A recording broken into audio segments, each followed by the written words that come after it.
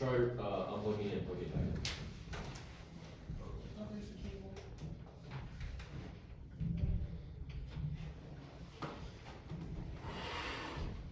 Also checking the cord connected to the TV, make sure it's actually connected.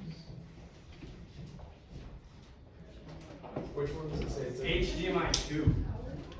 Oh, Alright, time's up. Well,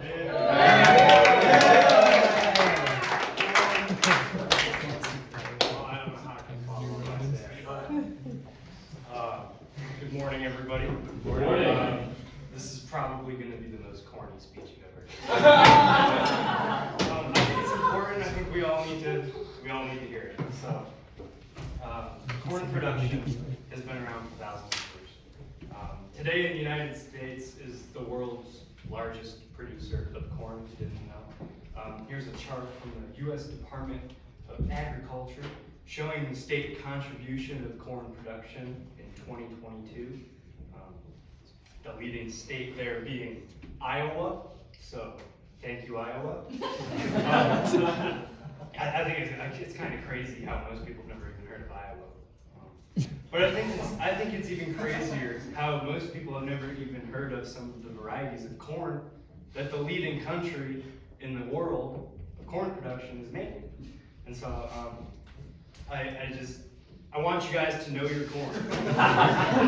This is Dan. He grows corn. He wants you to know your corn too. And so I'm just going to explain to you guys the basics of sweet corn. There's three main types of sweet corn grown. They are as follows: white corn, yellow corn, and bicolor corn. And so I'll give you guys a brief overview of that real quick. So white corn. The best way to identify it is the kernels are all white. It has a higher starch content, contains more antioxidants. It's primarily used for things such as making flour. Whereas yellow corn, it's all yellow. And it has a lower starch content, lower antioxidants than white corn. But it's primarily used for the famous popcorn, which we were smelling moments ago. I didn't think to bring it home for you guys.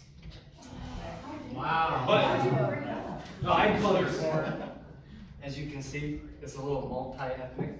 There's white and yellow corn in there.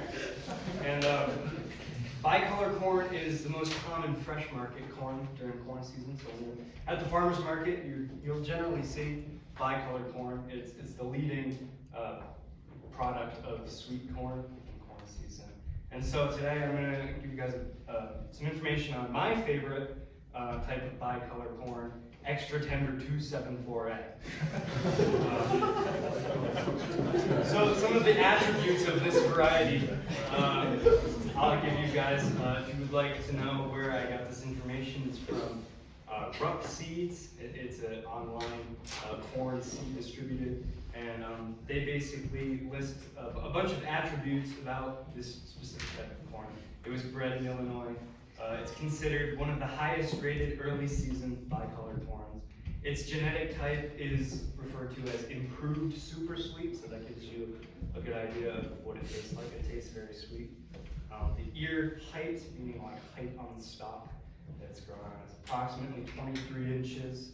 The ear length itself is about 8 inches, and it generally contains between 18 and 20 kernels per row. So that's like 18 to 20. I mean, this picture, I don't know, but generally it's got 18 to 20 kernels on the cob. So here's a couple more statistics. This comes from the University of Delaware. They did a trials and comparing 274A to other bicolor varieties, 18 others. 274A was found to be among the top 10 out of those 18 varieties that was considered above average tasting. One of the 18 varieties total, 274A had the second earliest emergence percentage, so it was a very early popping out of the ground. Of the 18 varieties, 274A was amongst 5 other varieties that had the least amount of days between planting and harvesting, which just gives you a general idea. I think it was 78 days to harvest.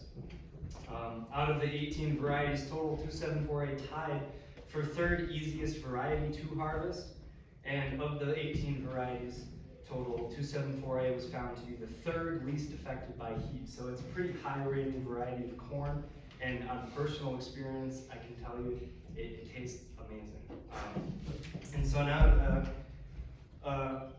growing 274A with IPM. IPM, what's IPM? IPM stands for Integrated Pest Management. IPM is a series of pest management evaluations, decisions, and controls that lead to healthy practice of growing crops. So IPM basically is a healthier alternative to pesticides. No chemicals are being used. Instead, there's critters being used to deter pests. And so, in most cases, food grown with IPM practices are not identified as organic. However, it's just as healthy, if not healthier, of a practice. And so, at the farm back at my hometown, we grow 274A, and we use trichogrammal wasps to deter the pests. These are microscopic wasps that are a common method of IPM in the corn growing industry. These wasps, what they do is they attack the moth eggs. So moths and caterpillars tend to lay eggs on the corn. What they do is they'll lay the egg, and then worms will be like, ooh, there's an egg. And then they'll be like, wait a minute, this is a corn ear. I'm gonna just make a home in this corn stalk. And so these little wasps, they don't sting or anything, they don't affect humans. They're microscopic. You release them into the cornfield, and they'll eat these eggs, keeping the worms away. So, Farmer Dan here wants me to know your corn. And he was saying how, in his personal experience, and this comes from his book, Green, you can get it on Amazon for $15, or I can get you a signed copy from him personally if you'd like. He says that the first year he ever used those wasps in his cornfield, he only had 3 ears of corn affected by worms in 40 acres of that season. And it's been just as successful ever since. So, in conclusion, I want you to know your corn. We have the ability to understand the corn varieties that us Americans grow yearly. There's new varieties popping up every year. And I don't want you to walk away from today with just new knowledge about corn and extra tender 274A. But I also want you to walk away today with a greater appreciation for the farming industry and people like Dan.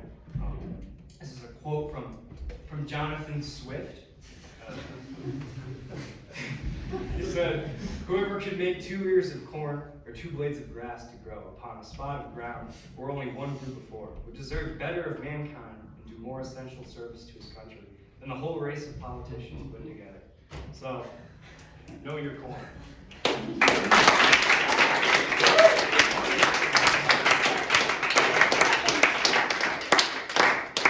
Is there a reason that your tie is a yellow corn variety when you're talking on bicolor corn? You know, there's no reason. I was looking for a bicolor one. I don't know what variety this was, but it's probably not as good as 274A. Have you ever considered using this as a persuasive argument to Devin? To Devin? Yeah, for Devin. So we can get more extra tender 274A. Yeah, you know what? I will present this to Devin. Make sure we have more corn at dinners, okay?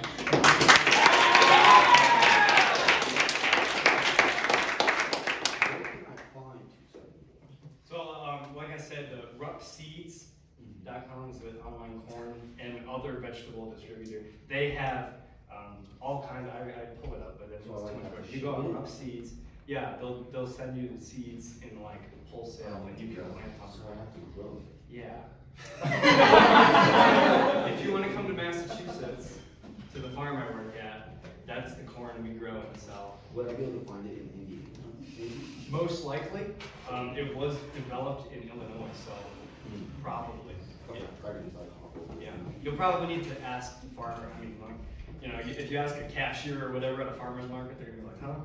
Where's 274? Yeah, they're gonna be like, we just have sweet corn. And you're like, yeah, but I know the varieties now. I want 274A. Then you say, where's your manager? Where's the farmer?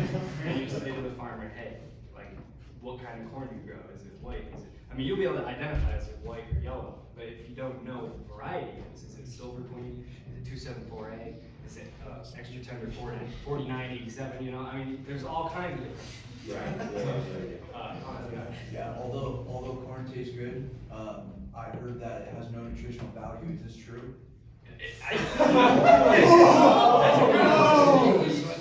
If it doesn't have nutritional value, I still stand by my argument. It's great. But I just heard it. I don't know if that's true. But. I'm out of time. I'm sorry, guys. If you need, come see me after.